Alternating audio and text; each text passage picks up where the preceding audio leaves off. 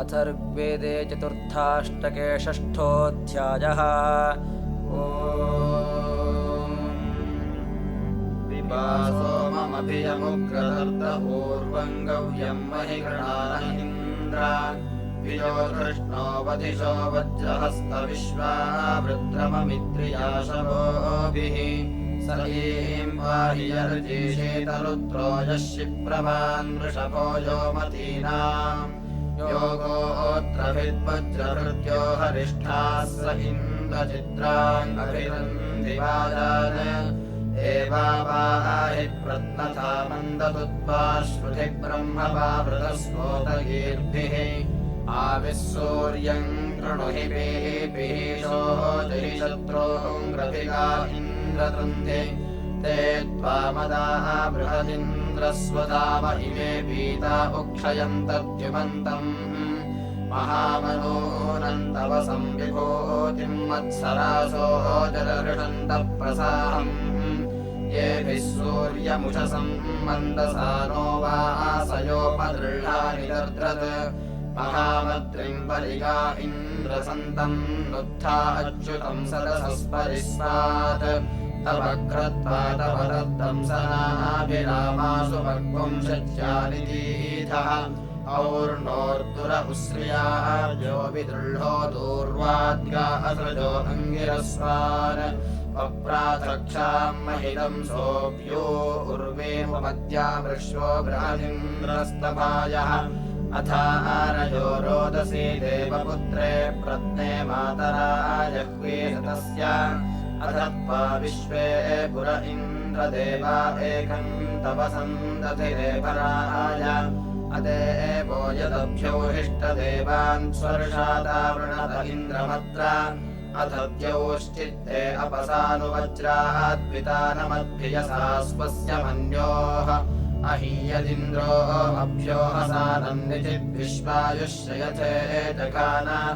अथ त्वष्टाते महमुग्रवज्रम् सहस्रवृष्टिम् वव्रतच्छताश्रिम् निकामपरमणसंयेन लवन्तमहिंसम् पिणगृजीषिन् वर्धान्यम् विश्वे मरुतः सजोषाः पचच्छतम् महिषाम् इन्द्रतुभ्यम् पूषा विष्णुस्त्रीणि सदांसि धावन्वृत्रहणम् मदिरमंशुमस्मै आक्षोदो महिवृतम् नदीनाम् परिष्ठितमसृज ऊर्मिमपाम् तासामनुप्रवत इन्द्रपन्थाम् प्रार्तयोनीजीरवसः समुद्रम् एवाता विश्वा चकृवाम् समिन्द्रम् महामुग्रमधुर्यम् सहोदान् सुवीरम् पास्वायुधम् सुवज्रमा ब्रह्मणम् यमवसे ववृत्यात् स नो वाजायश्रवस इषे च राजेथेद्युमत इन्द्रविप्रान् भरद्वाजे नृपत इन्द्रसूरीन् दिविजस्मै दिवार्येण इन्द्र अजावाजम् देवहितम् सरे मदेमहिमाः सुवीराः तमुष्टुभियो अभिपोत्यो जावन्मन्नवादः पुरुहूत इन्द्राः अषाढमुग्रम् समानमाभिर्गीर्भिर्वर्धवृषभञ्जर्षभीनाम् स युद्धः सत्त्वाः खजकृत्समत्ताः तु विम्रक्षो न दनुमाम् गृजीषे बृहद्रेणुश्चमनो मानुषीणामेकः कृष्टीनामभवत्सहावाः तम् अनुद्यतरमायोदस्योङ्ग्रेकः कृष्टीरमनो नार्याय अस्त्यस्मिन्नु वीर्या अन्तत्त इन्द्रनस्मिदस्ति ततृतुथा विवोचः सदिद्धिते तु विजातस्य मन्ये सहस्रहिष्ठतुरतस्तुरस्य उग्रमुग्रस्य तपसस्तवीयो रध्रस्य रध्रतुरो बभूव तन्नः प्रत्नम् सख्यमस्तु युष्मे इत्थावदद्भिर्बलमङ्गिरोभिः अन्नच्युतच्युत्तस्मेषयन्तमृणोः पुरो विदुरोः अस्य विश्वाः स हि तेभिर्हव्यो अस्त्युग्र ईशानकृन्महतिवृत्रतूर्ये स लोकसातातनये स वज्रीवितन्तसाय्यो अभवत्समत्सु समज्मनाजनिममानुषाणाममर्त्येन नाम्नादिप्रसर्से सत्युम्नेन सशवसोदराया स वीर्येण नृतमः समोगाः स यो न मुहेन मिथो जनो भूत्सुमन्तुना वाचुमुरिन्धुनिञ्च ऋणग्विप्रुं शम्बरं शुष्णमिन्द्रः पुराञ्च्यौत्नाय स यथा आयनोचित उदावतात्वक्षसापन्यसा च वृत्रहत्याय रथमिन्द्रतिष्ठ धिष्ववज्रं हस्तः दक्षिणद्राभिप्रमन्दपुरुदत्रमाजाः अग्निर्न शुष्कं वनमिन्द्रहेति रक्षो न रक्षस निर्न भीमा गम्भीरजदुष्पयायोरुरोजाध्वानयद्दुरितादम्भयच्च आसहस्रं वसिभिरिन्द्रराजातु विद्युम्नतु विवादेभिरर्वाक् याहि सोनो सहसो यस्य नोचिदते महीषे पुरुहूतयोतोः प्रतुविद्युम्नस्य स्थविरस्य कृष्वेर्दिवोररप्षे महिमा पृथिव्याः नास्य शत्रुर्न प्रतिमानमस्ति न प्रतिष्ठिः पुरुमायस्य सह्योः प्रदत्ते अद्याकरणं कृतं भूत्कुत्संयदायुमतिथिग्ममस्मै पुरो सहस्रानिशिषा अभिक्षामुत्तोर्वजानं धृषतानि नेथ अनुत्वाहिग्ने अथ देवदेवा मदन् विश्वे कवितमङ्कवीनाम् करो यत्र परिवोपाधिताय दिवे जनाय तन्वे गृणानः अनुद्यावा पृथिवी दत्त ओजो मर्त्यादिहत इन्द्रदेवाः कृष्पा कृत्नो अकृतं यत्ते अस्त्युक्थं न वेयोजनयस्व यज्ञैः महान् इन्द्रो नृपदाचर्षणिप्रा उतद्विपर्हा अमिनः सहोभिः अस्मद्यग्वा वृथे वीर्यायोरुः पृथुः सुकृतः कर्तृभिर्भूत् इन्द्रमेव धिषणाः सातयेधार्हन्तमृष्ममजरं युवानम् अषाढ्येन शवसा शोषुवांसं सद्यश्चिद्यो वा वृथे असामे पृथोकरस्ना बहुलागवस्ते अस्मद्र्या अक्संहिमेः श्रवांसि योथेव पश्वः पशुपादमूना अस्मान् इन्द्राभ्यापवत्स्वायौ तं व इन्द्रं च दिनमस्य शाकैर्हनूनं वा जयन्तो हुवेम यथा चित्पूर्वे जरितार आसुरनेत्या अनवद्या अरिष्टाः ऋतौ धनदाः सोमवृद्धः स हि वामस्य वसुनः पुरुक्षुः सञ्जग्मिरे पथ्या आरायो अस्मिन् समुद्रेण सिन्धवो जातमानाः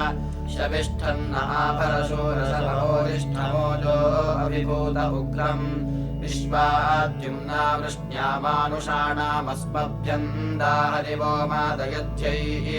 यस्ते मदः प्रतनाषाणमृद्ध इन्द्रतन्न आपरशोषुवांसम् येन तोकस्य तनयस्य सातोमं सेमहि जिगीवांसस्कोताः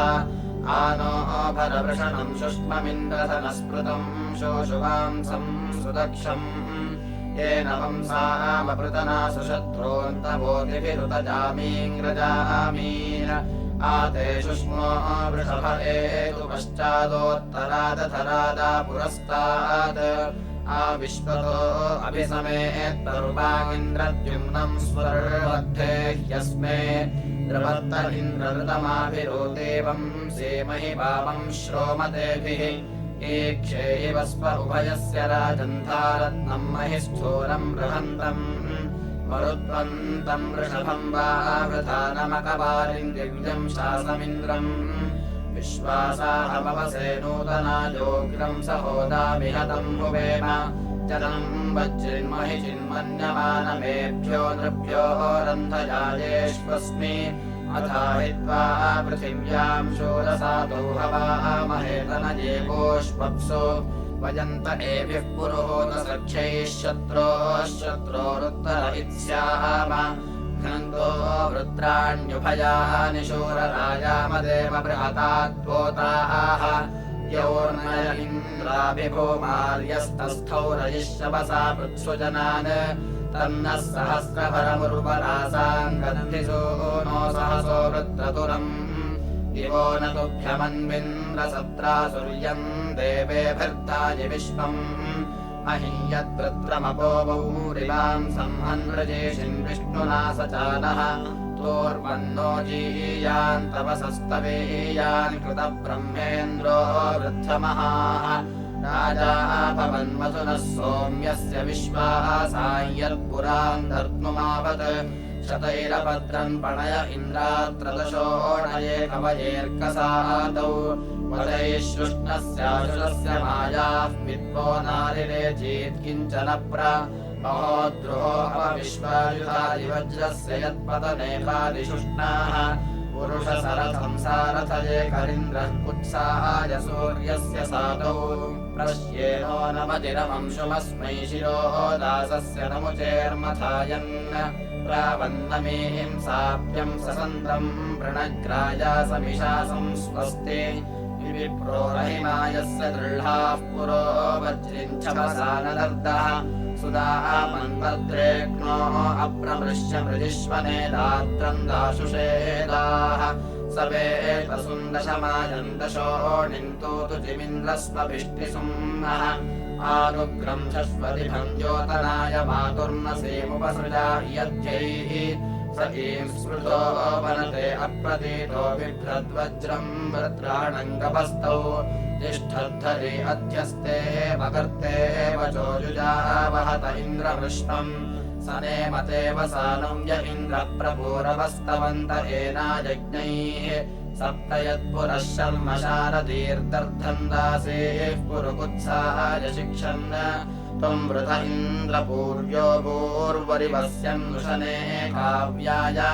परानववास्त्वमनुदेयम् महे पित्रे ददाथस्वन्नपातम् त्वम् त्वलिरिन्द्रध्वनिमतेर्ऋणोरपः सीरानः स्रवन्तेः प्रयत्समुद्रमतिशूरपर्षिपारया तुर्वशय्यतुम् स्वस्ति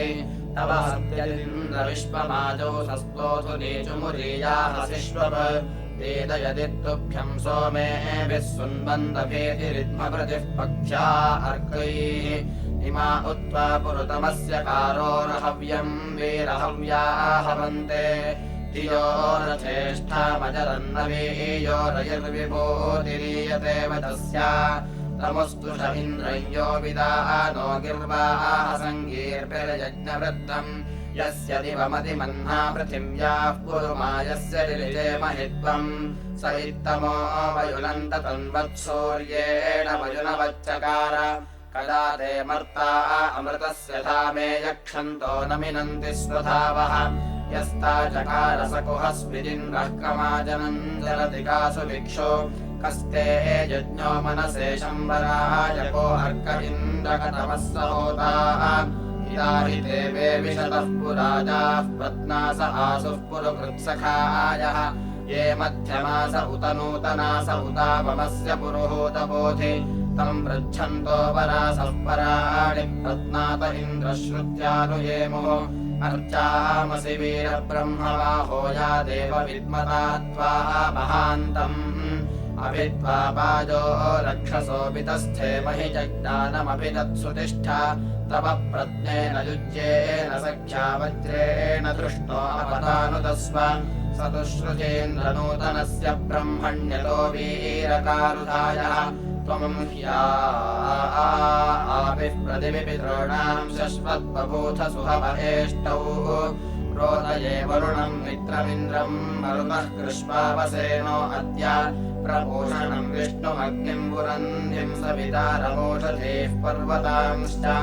इम उद्वा पुरुषाकप्रयज्यो जलितारो अभ्यर्चन्त्यर्कैः श्रुते हवमाहुवतोहुवानो नत्वा वाङ् अन्यो अमृतत्वदस्ति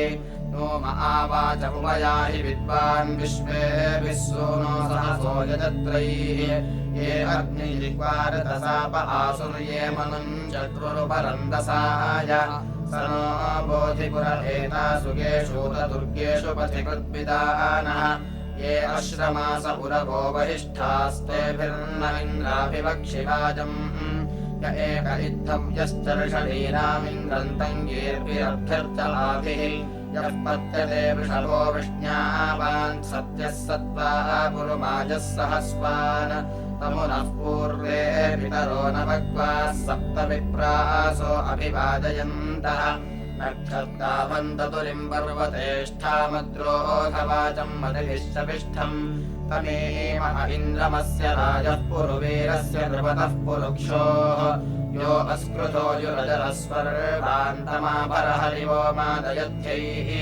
तन्नो विवोचो यदि ते पुराचिज्जलितार आरशुः सुम्नमिन्द्र कस्ते भागः किं वयो दुद्रहिद्वः पुरुहूतपुरूवसोऽसुरघ्नः तम् पृच्छन्ते वज्रहस्तम् रथेष्ठामिन्द्रम् वेवीवक्वरीयस्य नूगेः तुविग्राभन्तु विकूर्मिम् रपोदाङ्गातुमिषे नक्षतेतुम् रमच्छ अयाहत्यम् मायया वावृधानम् मनोजुवास्पतवः पर्वतेन अच्युताचिद्वीलिता स्वोजो रुजो विदुल्हा दृढताभिरप्सिन् तम्बोधियानम् यस्याशमिष्ठम् रत्नम् रत्नवत्परितम् स यत्यैः स नो वक्षतनिमानः सुबम्हेन्द्रो विश्वान्यति दुर्गहाणि आजनाय द्रुह्मणे पार्थिवानि दिव्यानि दीपयोऽन्तरिक्षा तपावृषन् विश्वतः शोधिशातान् ब्रह्मद्विशेषोदयक्षामपश्च भुवोजनस्य दिव्यस्य राजा पार्थिवस्य जगतस्त्वेषसन्द्रग धिष्वज्रम् दक्षिण इन्द्रहस्ते विश्वा अजुर्यदयसे विमायाः आसय्यतमिन्द्रणः स्वस्तिम् शत्रुतूर्याय बृहतेम वृद्ध्राम् ययादासान्यार्याणि वृत्राकरो वज्रिम् श्रुतुकानाहुषाणि स नो निरुद्भिः पुरुहूतवेदो विश्ववाराभिरागैः प्रयज्यो न यादेवो बलतेन देव आभिर्याहितो यमामध्र्यद्रिग सुत इत्त्वन्निमिश्ल इन्द्र सोमे स्तोमे ब्रह्मणि शस्यमान उक्थे यद्वा युक्ताभ्याम् मघवन्हरिभ्याम् बिभ्रद्वज्रम् बाह्वोरिन्द्रयासि यद्वा दिविपार्ये सुष्मिमिन्द्रवृत्रहत्येव शिशूरसातौ यद्वा दक्षस्य विद्युषो अभिभ्यतरम् अयश्चर्धत इन्द्रदस्योन पाता सुतमिन्द्रो अस्तु सोमम् प्रणेनीरुग्रो जलितारमूति कर्ता वीराय सुष्वज उलोकम् दाता वसुस्तुपते कीरयेचित् गन्धेयान्ति सवनाहरिभ्याम् बभ्रवज्रम् भविः सोमम् दीर्घाः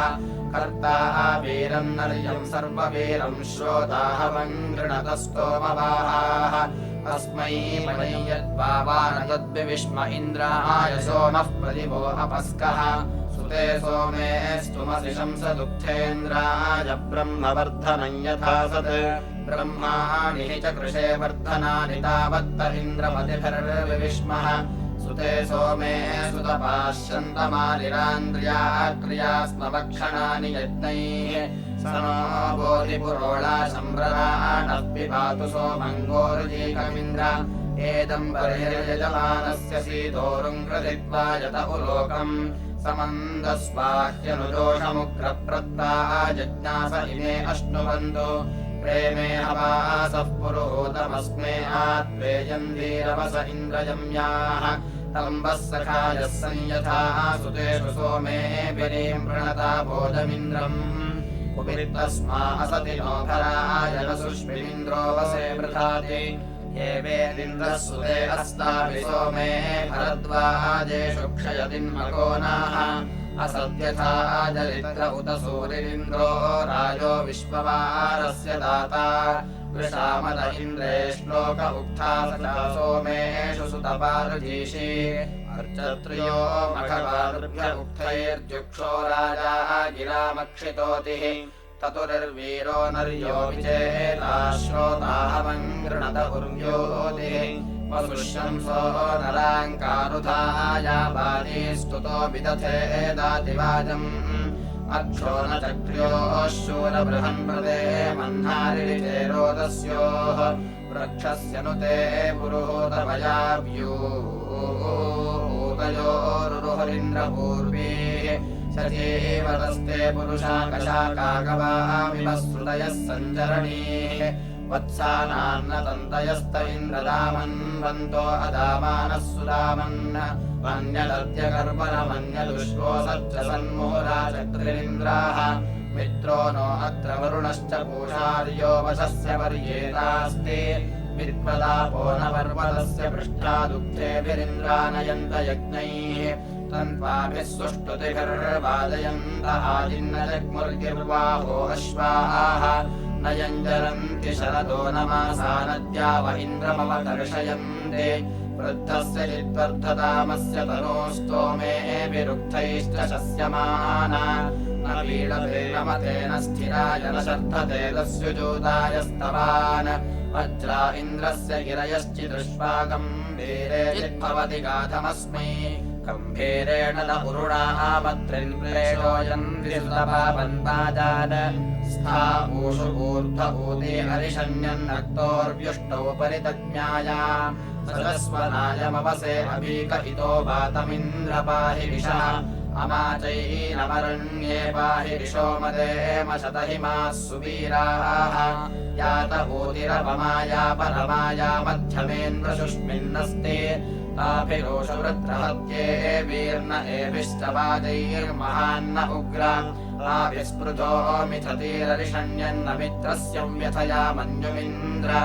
आभिर्विश्वा अभियुजो विशोचीरार्याय विशोपतारीर्दासेः इन्द्रजामय उत ये जामयोर्वाचीनासो मनुषो युजुज्रे त्वमेषाम् मिथुराशवांसि जयि वृष्ण्यानि कृणुहि पराजः शूरो वाशूरम् वनते शरीरैस्तनोरुचातरुषि यत्कृण्वैते लोके भागोषु तनये यदप्सु विक्रन्दसे उर्वरा सुब्रवैते न हि त्वा शूरो न तुरो न धृष्टुर्नत्ता योधो मन्यमानो युयोधा इन्द्र न किष्ट्वा प्रत्यस्त्येषाम् विश्वा जातान्यभ्यसितानि सपत्यत उभयोर्नृम्नमयोर्यदि समिधे हवन्ते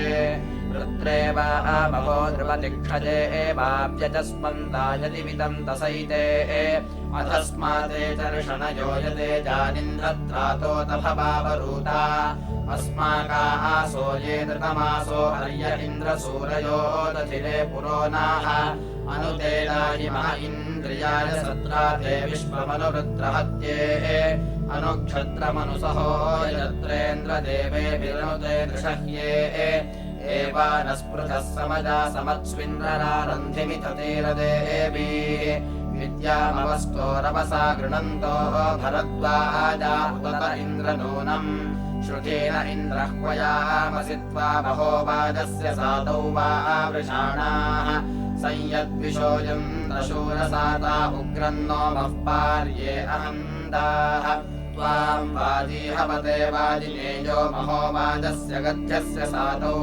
त्वाम् वृत्रेष्विन् सत्पतिन्दरुत्रन्दाञ्जष्टे मुष्टिहा गोषु युध्यन् त्वम् कविञ्चोदयोर्कसातौ त्वम् कुत्साय शुष्णम् दाशुषे वर्ग त्वम् शिरो अमर्मणः पराहन्नति छिग्वाजशंस्यम् करिष्यन् त्वम् रथम् रभरो योधवृष्पमापो युध्यन्तम् वृषभम् दशद्युम् त्वम् दुग्रम् वेतसभेसजाहम् त्वम् तु जिङ्गृणन्तमिन्द्रदूतोः त्वम् तदुग्धमिन्द्रबर्हणाकः प्रयच्छता सहस्राशूरदर्शे अवगिरेर्दासम् शम्बरम् हन्प्रावो दिवो दासम् चित्राभिरूते त्वम् श्रद्धाभिर्नन्दसानः सोमैर्दभीतये चुमुनिमिन्द्रसिष्व तम् रजिम् विषेण सेदशस्य षष्टिम् सहस्राशच्या सचाहन् अहम् जनदत्सूरिभिरानश्यान्तपद्याय इन्द्रसुम्नमोजाः त्वया यत्स्तवन्ते सधवीरवीरास्त्रिवरोचे नमुषा च विष्ठ वयन्ते अस्यामिन्द्रद्युम्नभूतौ सखा यस्याममहिनः प्रेष्ठाः प्रातर्दनिः क्षत्रश्रीरस्तु श्रेष्ठो खने वृत्राणाम् सनयेधनानाम् किमस्य मते किं वस्य पीतामिन्द्रः किमस्य सख्ये चकार गणावाये निषदि हिन्दे अस्य पुरा विविद्रे किमु नूतनासः सदस्य मदे सद्वस्य पीतामिन्द्रः सदस्य सख्ये चकार रणावाये निषदि सत्ते अस्य पुरा विविद्रे स तु नूतनासः न हि नुते महिमनः समस्य न मघवन्मघवत्तस्य विद्मा